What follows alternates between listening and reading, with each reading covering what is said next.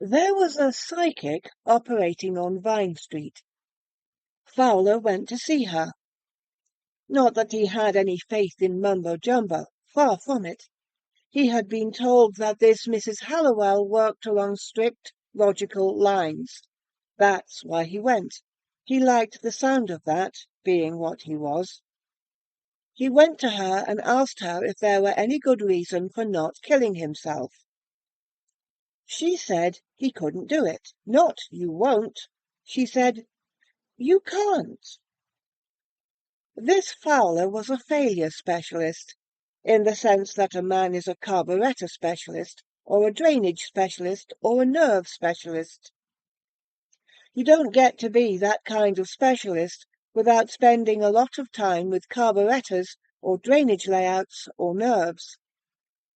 You don't stay nice and objective about it either. You get in it up to the elbows, up to the eyeballs.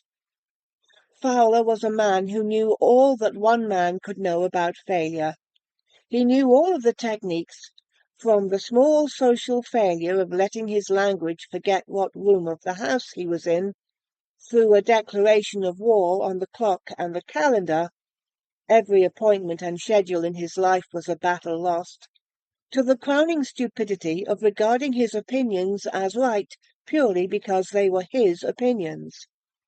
So he had fallen and floundered through life, never following through, jumping when he should have crept, and lying down at sprinting time.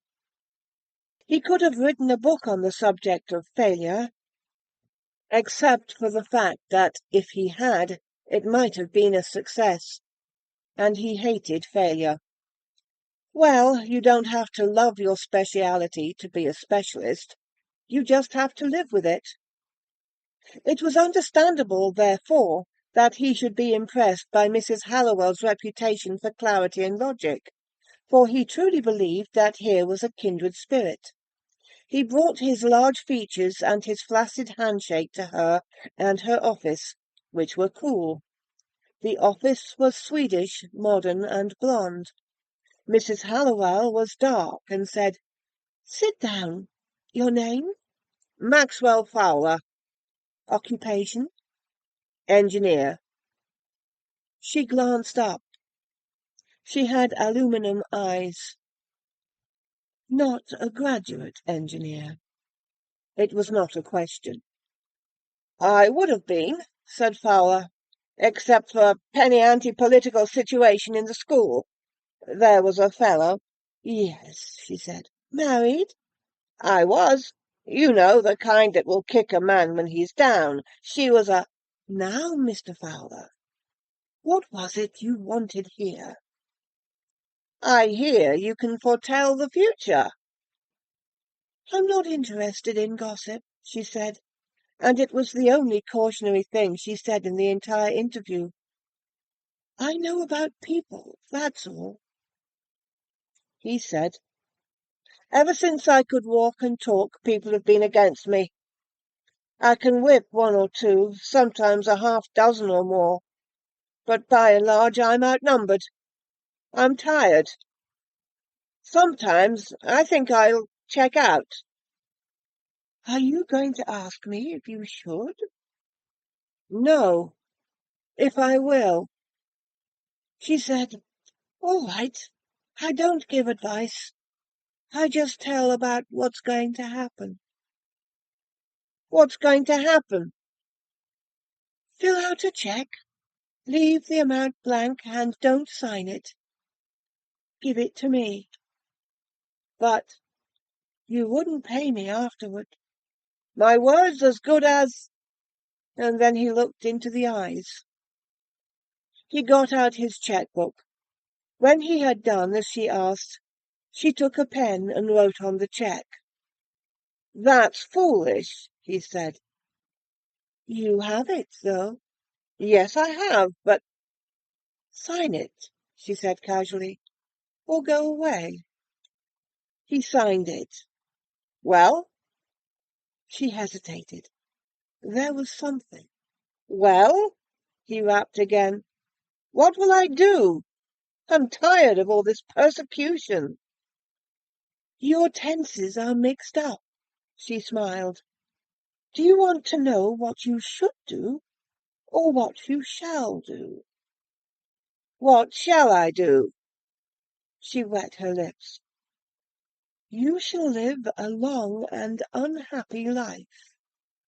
It can't be any unhappier than it is. I said nothing comparative. Then I don't want to live a long life. You shall, however. Not if I don't want to, he said grimly. I'm tired, I tell you. She shook her head. You've gone too far, she said, not unkindly. You can't change it. Any time I don't like it, I can kill myself. That was when she told him he couldn't. He was very angry, but she did not give him back his cheque. By the time he had thought of stopping payment on it, it had cleared the bank. He went on living his life. But Mrs. Hallowell had one bad moment over the matter. She started up out of her sleep one night, thinking about Fowler. "Oh, how awful!" she said. "I made a mistake." She phoned in the morning. Fowler was not there. He had just decided to kill himself. The amount he had paid Mrs. Hallowell made it impossible for him to meet a certain vital obligation, and since his efforts to borrow failed, he had no choice but to face his creditor, or to kill himself. So he got a piece of rope and made a noose and put it around his neck. He tied the other end to the leg of the radiator and jumped out the window. He was a big man. The rope held, but the leg broke off the radiator. He fell 6 stories, struck the canvas marquee, tore through it, and fell heavily to the sidewalk. There was quite a crowd there to listen to the noises he made because of what was broken. Mrs. Hallowell called and called until someone answered who could tell her what had happened. The someone said, "Is there any message I could send to him?" And Mrs. Hallowell said, "No, no, there isn't. He'll find out when the time comes." Fowler took a while to mend, during which he developed a scheme to clear himself with his creditors. Some money was entrusted to him, and he stole it, and before he could sink it into his new plan, he was billed for the hospital expenses and threatened with a suit. He could not handle the suit. He paid the money to the hospital, and his money-making scheme fell through. He determined to kill himself. While he was bleeding in the bathroom from his opened wrists, the tenant in the next apartment, who had a bad cold, lit a match in a gas-filled kitchen and blew the end of the building out. Fowler was picked up from the wreckage, still bleeding.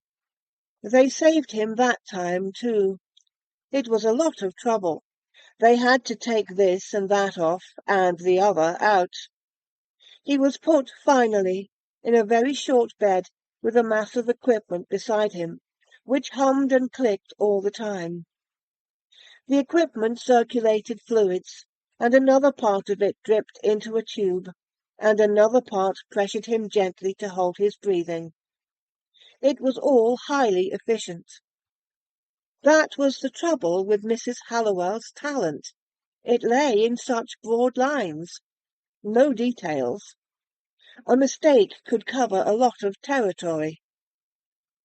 Her mistake showed up after Fowler had been in that short bed for 2 months. People came by and clucked their tongues when they saw him. There was a bright-eyed, dry-faced old lady who put flowers near him every couple of weeks. Everybody was sorry for him, and everybody always would be, as long as he lived, which would be very nearly as long as the equipment could be kept running. A long time. A long life. Mrs. Hallowell had been perfectly right there. Where she made her mistake was in thinking that he would be unhappy. He didn't work. He didn't move very much. He just lay and was served, and people were sorry. Maxwell Fowler was quite happy.